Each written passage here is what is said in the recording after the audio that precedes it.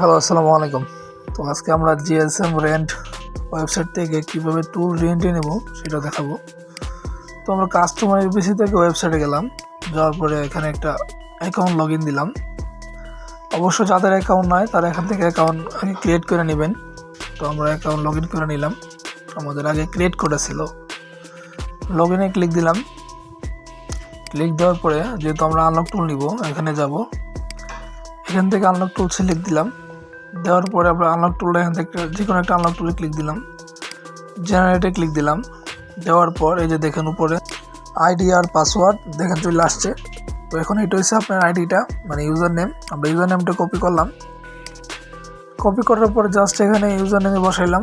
বসানোর পরে আমরা আবার পাসওয়ার্ডটা যাব, এই যে পাসওয়ার্ডটা কপি দিলাম। পাসওয়ার্ডটা কপি দেওয়ার পরে আপনি এখানে পাসওয়ার্ড বসাবো, ঠিক আছে। তো এখানে লগ ইনে ক্লিক দিলাম।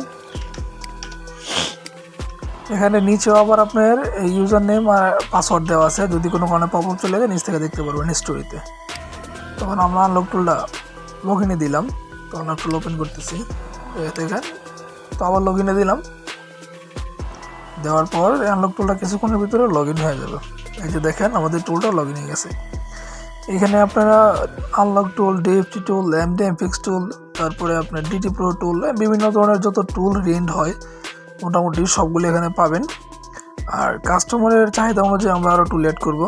তো সবাই ভালো থাকবেন। আর ক্রেডিট নিতে চাইলে অবশ্যই যোগাযোগ করবেন ওয়েবসাইটে। সালাম।